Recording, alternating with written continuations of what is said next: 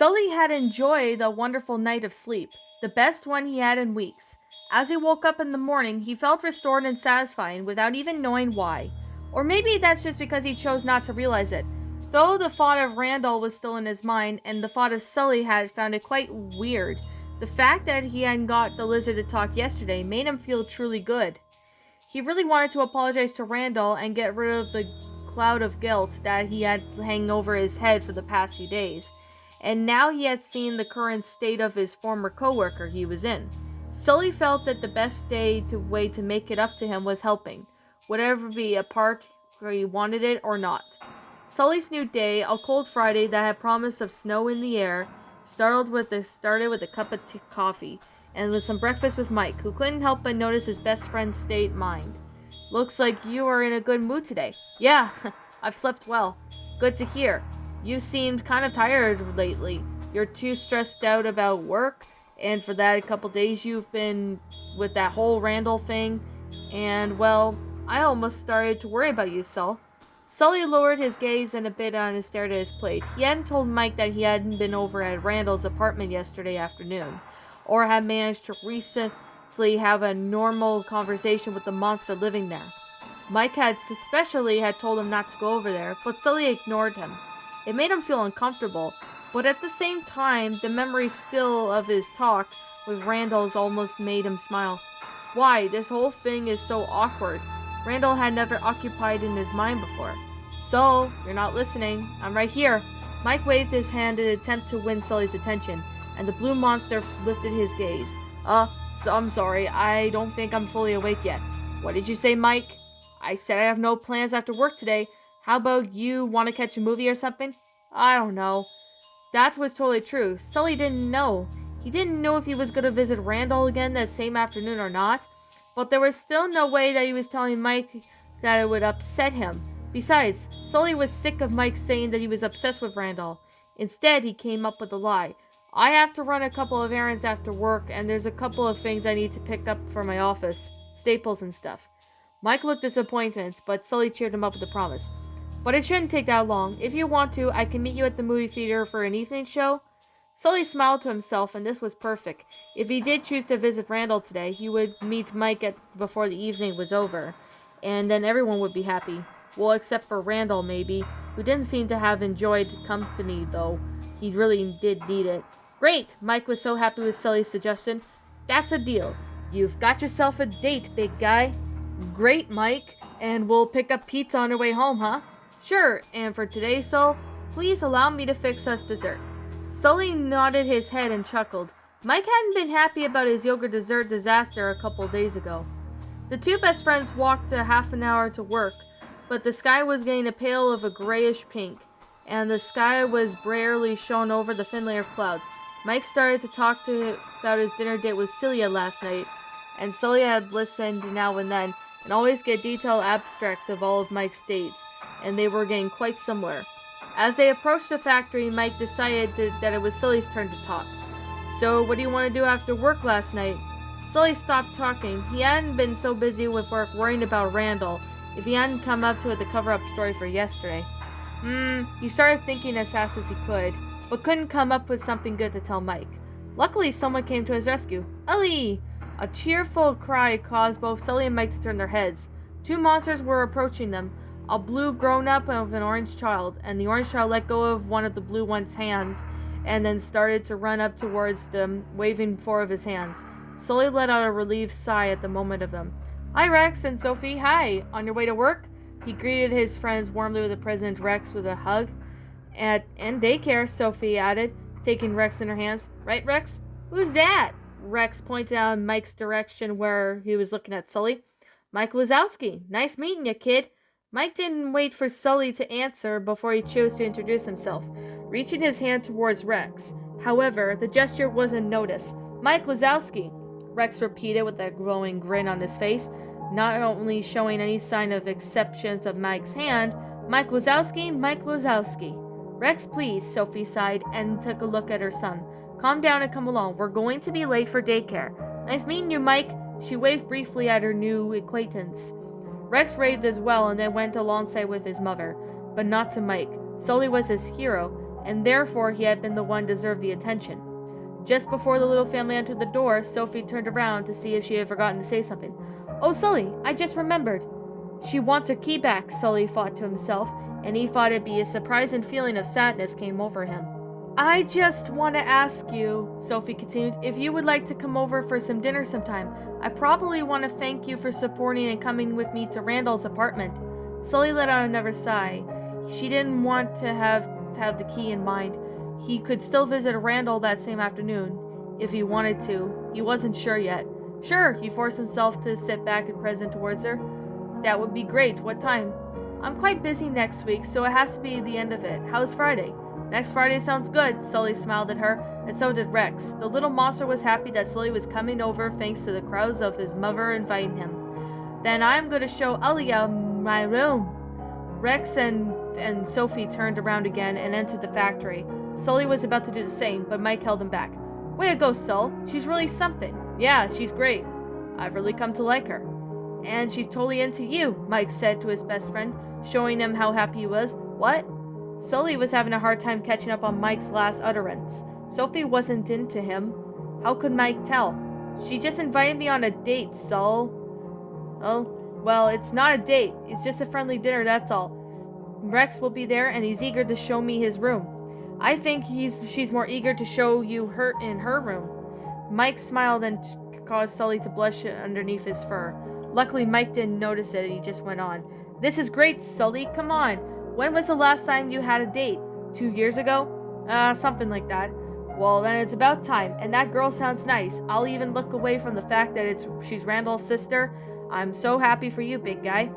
As finally they entered the factory, Sully tried his best to recall the last few days of his encounters with Sophie, and there were signs that he had been missing.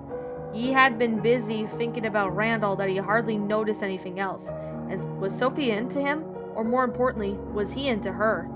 Randall was placed on the couch flat out, with the covers over his head and bed and draped comfortably around him. He had gotten up around 10 and he walked inside the living room and had finished a cup of coffee while watching TV. Life was dull. By now he was getting into late afternoon, and if the curtains hadn't been closed, Randall would have seen the snow have started to fall gently from the dark sky.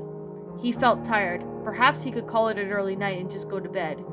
The idea was tempting, but before he could reach his room, a sudden knock came from the hall and caught his attention. There was a sound of a door being unlocked and opened. Randall sighed, camouflage, but he didn't bother climbing out of the ceiling this time. He already knew who it was. "I thought you said to leave me alone?" The tone of Randall's voice was now sharp as he spoke to Sullivan, when the blue monster entered his living room, for the 5th time in 3 days.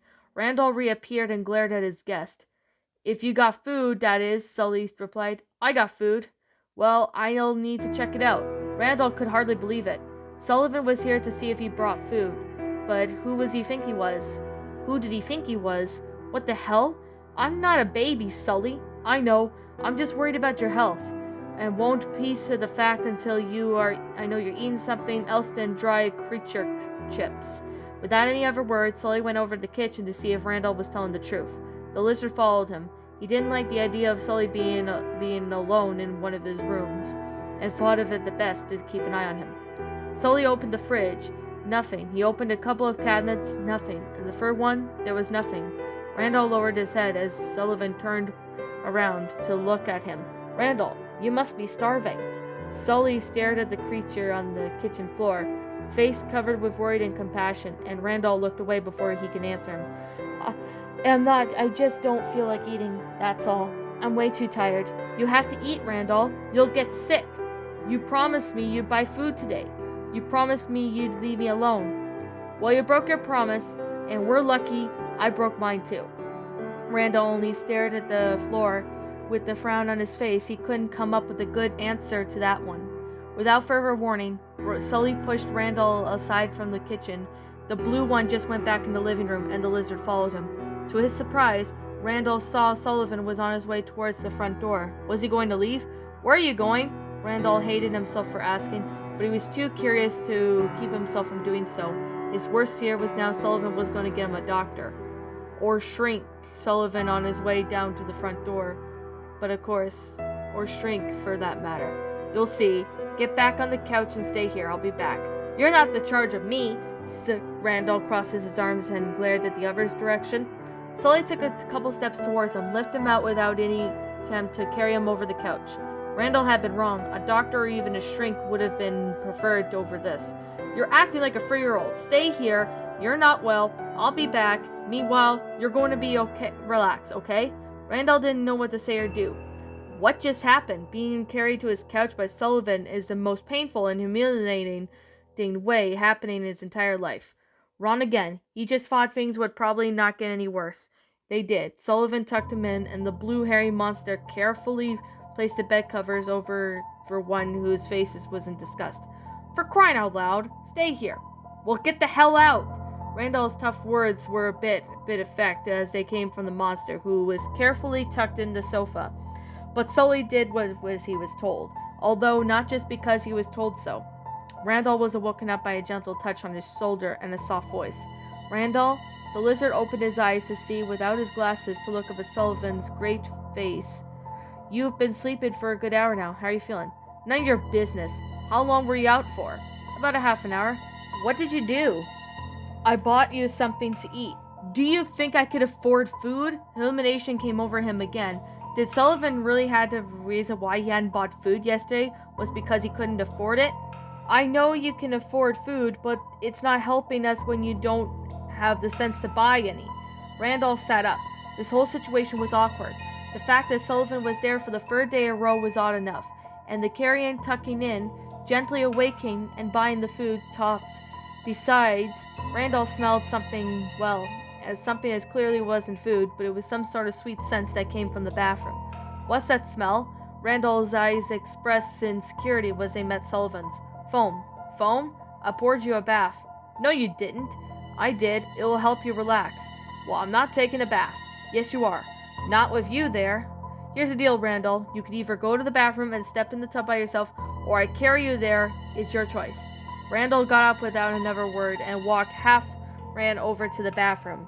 He closed the door behind him, but he couldn't lock it. He lived alone, and he had never had a key to get to the bathroom door before, and he regretted that now. I'll prepare dinner while you're in there. Sullivan's voice penetrated the walls. As Randall growled, he then looked at the bath. He didn't want to get in at first, but figured it would probably be best not to risk it. He didn't doubt for a second that Sullivan would come in and lift him in there if he wouldn't enter by himself. That would have been unbearable. He stepped into warm water with another growl. It was so illuminated. I'm in! Randall shouted towards the door. Just want to make sure Sullivan wouldn't have to make a reason to poke his head to check. That would have been icing on the cake right now. Randall! For the second time within an hour, Randall was woken up by Sullivan's voice and tapped for his shoulder. He had fallen asleep again, in the tub this time. He opened his eyes only to see Sullivan kneel behind him with a towel, and the sight of him quickly got them to shut again. This wasn't even the icing on the cake. It was sprinkles on top of the chocolate sauce on top of the cherry of the icing cake. For the first time that day, his life had reached its low point. Tell me this was just a bad dream, Randall grimaced, still his eyes slightly shut. Dinner's ready. You fell asleep again, and you've been in there for 45 minutes. Sullivan placed a towel on the floor and got up and started walking towards the door. Before he left the bathroom, he turned and smiled at Randall. I told you it'll help relax. Yeah, Randall mumbled as he reached for the towel, slowly got up from the tub. I hate you. After around 10 minutes, the lizard had finally managed to drag himself into the kitchen, where he was met by something sweet. Pancakes? He looked up on the plate on the table and noticed heaps of thick, slightly burned pancakes. Clearly, Sullivan wasn't among Monstropolis' finest chefs. At least an attempt. You like pancakes? Yeah. Or, it's okay, I guess. Sully smiled as Randall sat down at the table for him.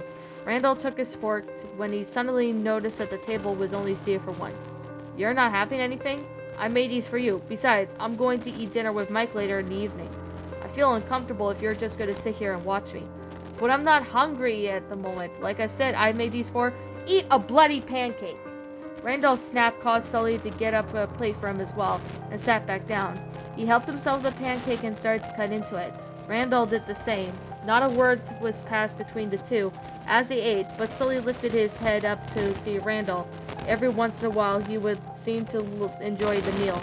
Sully figured it out that it was because that he hadn't been eaten in a while, and most certainly it wasn't because of the burnt pancakes. When they were done eating, Sully did the dishes and Randall offered to help. Or at least he actually told Sully to leave so that they could deal with it himself. But Sully had commanded him to be back on the couch to rest. While the blue monster had cleaned the dishes, the purple one had yelled at him constantly in the living room for putting the things back in their wrong places until he had fallen asleep again. Randall, are you awake? Sully gently patted Randall's shoulder to wake him up for the first time. I have to go home now. Do you want me to help you off the bed? No, don't even think about it. I'm awake. Randall rubbed his eyes as he sat up on the couch. The fact that Sullivan was going home was the best thing he heard all day. Look, Randall, I'm going to spend the weekend with Mike, so I won't be able to come in and check on you for a couple days. Sully had worry written all over his face. You'll have a couple of days to yourself. Great.